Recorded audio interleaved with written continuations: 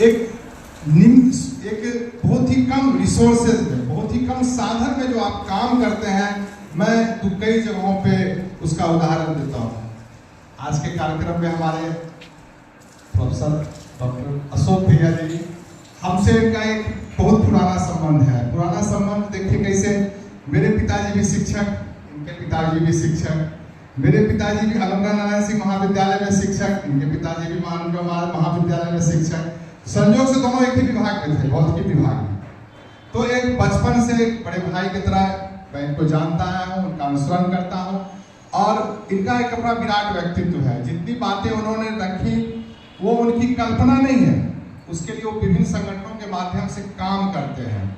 और संयोग है कि कहते हैं ना कि मेला में बिछड़े भाई मिलते हैं, तो अशोक भैया अपने परिवार के ही लोग हैं, भारत विकास परिषद के हैं। तो भारत विकास परिषद अपने मातृ संगठन राष्ट्रीय स्वयंसेवक संघ की एक अनुसांगिक संगठन है।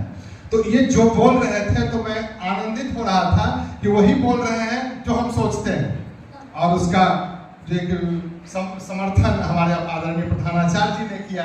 तो भैया वही सोच रहे हैं जो हमारी मातृ संगठन सोचती है।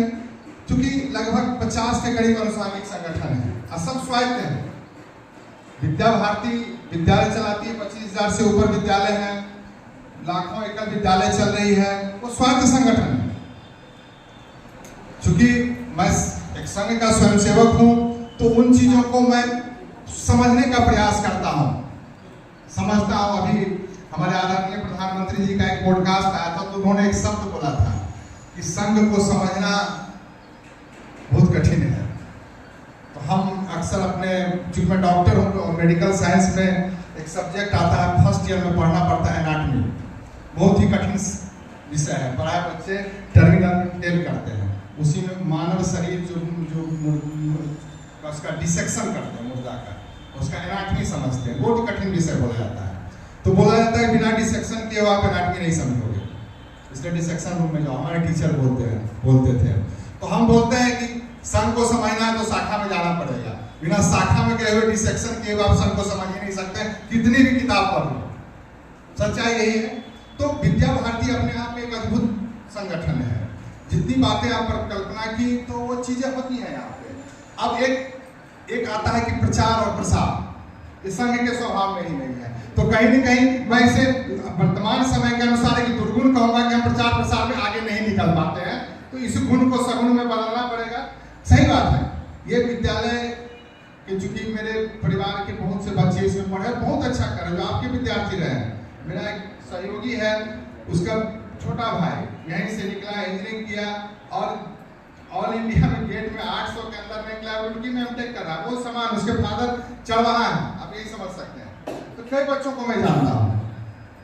2020 में आपके विद्यालय का एक छात्र दयाचक का रहने वाला विद्या मंदिर से 10th किया और पूरे भारतवर्ष में लगभग IIT एडवांस में 4000 के आसपास रह गया है, और अभी रुड़की में इंजीनियरिंग कर रहा है। तो खत्म हो गया होगा उसका।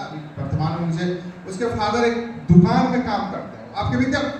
तो उस समय कोरोना काल था, जब रिजल्ट आया तो मैंने प्रधानाचार्य से बात किया, तो बोला कि अभी तो जानते ही नहीं, जबकि कई विद्यालय इसको पम्फलेट लगा के प्रचारित करते हैं। तो वो हम लोग के सौभाग्य का ये दुर्गुण है, हाँ, जो हम प्रचार नहीं कर पाते हैं, मंच माला माइक से दूर रहना एक स्वभाव बन जाती है संघ के शाखा में जाने के कारण, क्योंकि सभी स्वयंसेवक हैं या स्वयंसेवक परिवार से जुड़े हुए हैं। आपने बहुत अच्छी बात कही, जैसे मैं आपको सुन रहा था कि शिक्षा मांग के अनुरूप होनी चाहिए। क्योंकि अभी शिक्षा गुरु शिष्य परंपरा से अधिक एक व्यवसाय के रूप में हो गया है। Customer oriented, quick result, ATM, fast बोलते हैं। अभी का जो जेनजी बोलते हैं वो तुरंत रिजल्ट चाहिए, धैर्य नहीं है। और संयोग से अभिभावक को भी धैर्य नहीं है। हम लोग के हम चिकित्सक हैं, मरीज आता है और हम बोलते हैं वायरल फीवर है, 5 से 7 दिन लगेगा, वो कहता नहीं आज कल नहीं ठीक हो जाएगा, आज होना चाहिए थी, आपसे आपने फीस ले लिया है। तो वही चीज आपके यहाँ होता है। आपके यहाँ आया बच्चा टॉप क्यों नहीं? भाई टॉप तो एक ही करेगा।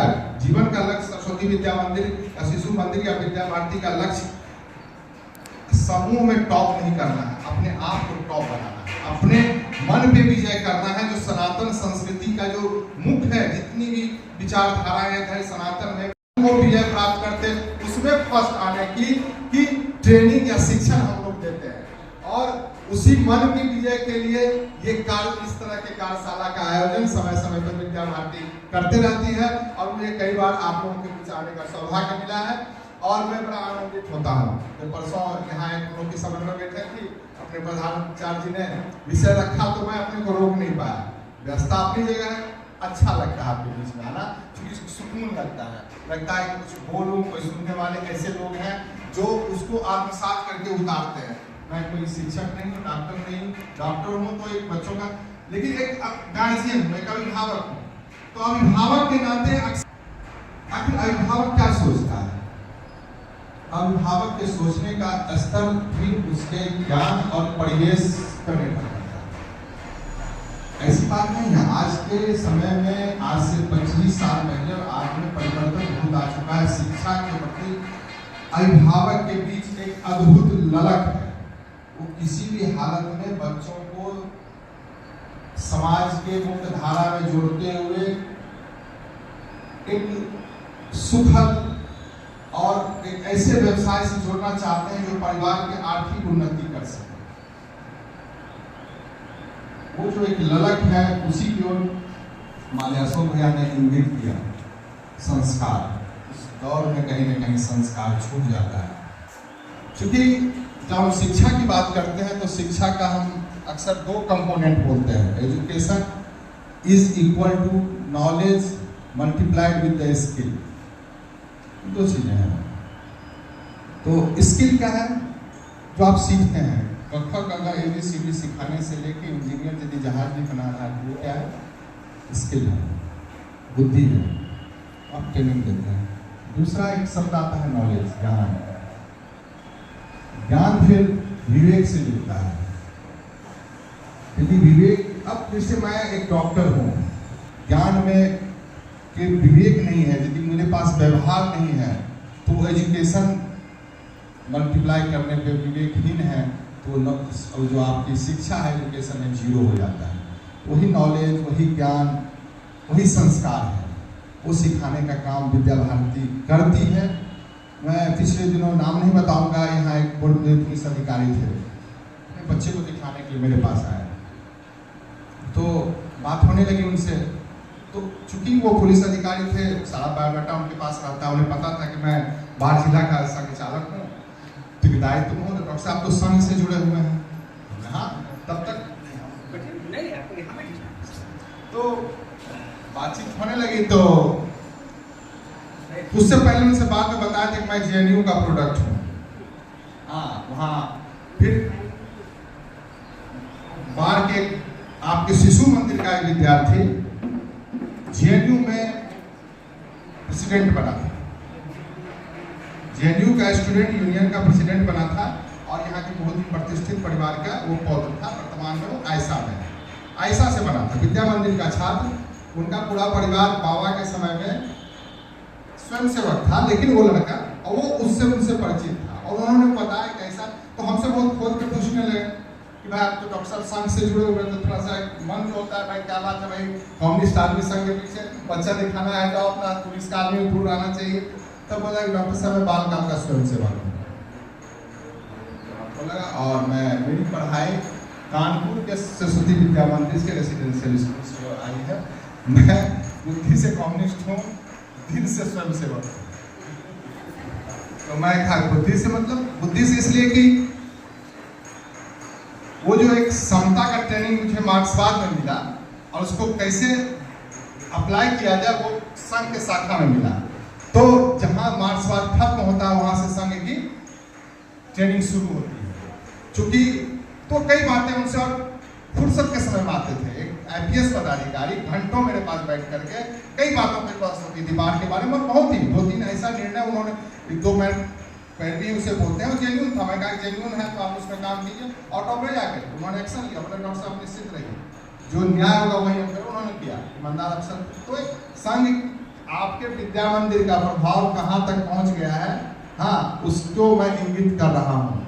आज के समय में विद्या भारती का समाज के परिवर्तन में, समाज के योगदान में अद्भुत योगदान, अद्भुत प्रभाव है।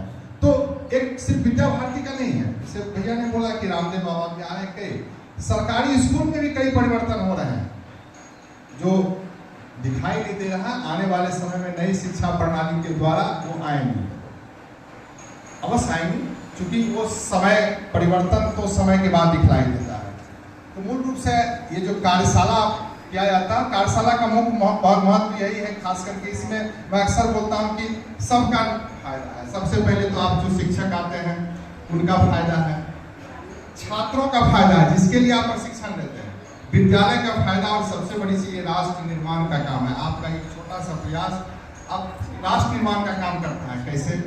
तो आप जब यहाँ आते हैं तो स्वाभाविक रूप से नई पद्धति का ज्ञान पता चलता है, नई पद्धति शिक्षा में क्या आ रही है, बेहतर और अद्यतन क्या नई चीजें आई उसके बारे में बताया जाता है, क्या नया नवाचार हो रहे हैं, नया नया प्रयोग हो रहा है उसके बारे में आपको जानकारी दी जाती है। और स्वाभाविक रूप से वो सभी आपके छात्रों के लिए होता है, और खास करके आपके जो छात्र हैं शिशु मंदिर में, वो शिशु होते हैं, वो एक पौधा है, उसको उचित मात्रा में ही खाद पानी दिया जा सकता है। ज्यादा खाद देने पे वो सूखने का डर होता है, और ज्यादा पानी देने पे वो पुनः सूखने का एक संतुलित, एक जब हाई स्कूल में बच्चा या ऊपर के विद्यालय में पहुंचता तो एक किशोरावस्था में एक दूसरे तरह की शिक्षा की आवश्यकता है। आपको तो गढ़ना है और उनको एक आकार देना है। और जब भैया के पास बच्चे आते हैं तो अंकुरित पौधा के साथ साथ वृक्ष के रूप में बने होते हैं, उसमें आपका काम फल लगाना होता है। हमारे पिताजी अक्सर बोलते थे कि बातचीत होती थी तो बोलते थे नहीं, विद्या मंदिर, जबकि आपका वो शिशु विद्या मंदिर बना भी नहीं था, थाना के पास था, उससे पहले बोलते थे विद्या मंदिर का जो छात्र होता है उसमें बेसिक्स बहुत अच्छा होता है। तो कई बार उस समय के प्रधानाचार्य जी आते थे कि आप विद्या भारती से जुड़ गए थे, तो पिताजी चूंकि इन चीजों से दूर रहते थे। तो मैं एक बार आपके विज्ञान मेला, यहाँ हर साल शिशु मंदिर में, विद्या मंदिर में विज्ञान मेला लगती है, और कई बार यहाँ के विद्यार्थी राष्ट्रीय स्तर पर प्राइज लिए, और वो अद्भुत विज्ञान मेला होता है। जब मैं पहली बार शिशु मंदिर बाजार में गया विज्ञान मेला में, तो उसके बाद विद्या मंदिर में गया, तो खास करके बच्चों का जो स्तर देखा, तो उस समय हम लोग को एक फॉल्स बिलीव था, स्यूडो बोलते हैं उसको, हम लोग को बहुत अच्छा एजुकेशन मिला। मैं आपको बिलीव नहीं, विश्वास नहीं होता है। ये सीबीएसई बोर्ड से कंडक्ट होता है, इंग्लिश अंग्रेजी माध्यम से यहाँ पढ़ाई होती है, संस्कृत उसका श्रृंगार है, और वो बच्चे इतने फ्लुएंटली इंग्लिश बोल रहे थे जबकि सभी मध्यम वर्ग और सामान्य वर्ग के बच्चे थे। तो अगली बार मैंने वहाँ के तत्कालीन प्रधानाध्यक्ष पिताजी को अगली बार आप जज के रूप में ले जाएंगे वहाँ। पापा लगातार 3 साल वहाँ जज बन गए, और बोले नहीं, तो विज्ञान मेला यहाँ का इतना स्तरीय होता है, वाद विवाद प्रतियोगिता, क्योंकि भारत विकास परिषद ऊपर के छात्रों के लिए है, इसलिए विद्या मंदिर के छात्र भाग लेते हैं। ये शिशु मंदिर उसके लिए ये नहीं है, शिशु के स्तर का होगा तो ये जरूर भाग लेंगे, क्योंकि 5th क्लास तक नहीं, 5वां तक यहाँ पढ़ाई होती है। तो इस खेल कूद में सारी गतिविधियाँ विद्या भारती के, जो ये हम लोग का वार्ड जिला है, जिला स्तर पे, फिर विभाग स्तर पे, फिर प्रांत स्तर पे, राष्ट्रीय स्तर पे बच्चे जाते रहते हैं, क्योंकि सबका स्वास्थ्य सर्टिफिकेट मुझे ही बनाना पड़ता है। तो अक्सर मुझे पता चलते रहता है कि बच्चे अब कार्यक्रम होने वाला है। तो खास करके आपने जिन बातों को रखा वो हम लोग के लिए, खासकर अशोक भैया का मार्गदर्शन, क्योंकि हमारे बड़े भाई हैं और कई संगठन से जुड़े हुए हैं, अनुव्रत आंदोलन में इनके साथ मैंने काम किया, देखा। अभी भारत विकास परिषद के ये जोन का काम कर रहे हैं, समझिए कितने बड़े पदाधिकारी हैं। हाँ, ये हम लोग नहीं रख पाते हैं या इनकी व्यवस्था रहती है, तो स्वाभाविक रूप से विद्यालय में यज्ञ और ये पूजा का कार्यक्रम होता है, और जो हम लोग जी अक्सर होता है ये कार्यक्रम होता है, सरस्वती पूजा होती है, उनका कार्यक्रम होता है। और हमारे यहाँ जो यज्ञ का जो संघ में हम लोग सीखते हैं, संघ में हम लोग को सिखाया जाता है यज्ञ का क्या मतलब है। यज्ञ का मतलब है हवन करना, अर्पण करना। क्या अर्पण करेंगे? आपने जो अर्जित किया उसे तो अर्पण करेंगे। अर्जित क्या किया आपने? अर्जित करने का तरीका क्या है? अर्जित करने का एक ही तरीका है कर्म। जो आप कर्म करते हैं उसी से आप अर्जित करते हैं, वो धन के रूप में होता है, वो संस्कार के रूप में होता है। अर्जन करते हैं, है ना। अब कर्म करने के लिए कौन सा कर्म करेंगे, तो फिर धर्म की बात आती है। जो आप धारण करते हैं वही कर्म करेंगे। अब धारण क्या करते हैं, धारण क्या, तो पिता के रूप में हम पिता का धर्म होता है, पुत्र के रूप में पुत्र का धर्म होता है, चिकित्सक के रूप में चिकित्सक का धर्म, जो सनातन का एक कॉन्सेप्ट है। ही धारस्य धर्मस्य, जो धारण करते हैं वही धर्म है। और उससे जो के द्वारा जो आप कर्म करते हैं वो उसका आप अर्पण करते हैं। यदि शाखा में हमारा स्वयं सेवक 1 घंटा देता है, वो भी उसके लिए यज्ञ होता है, उसे भी हम लोग यज्ञ मानते हैं। यदि आप हमारे शिक्षक, हमारे आचार्य वर्ग में अपने समर्पण के भाव से बच्चों को देते हैं, वो भी हमारे लिए यज्ञ है। तो यज्ञ तो हमारा 24 घंटा चलते रहता है, 6 घंटा सोते भी हैं, तो शरीर के लिए यज्ञ है।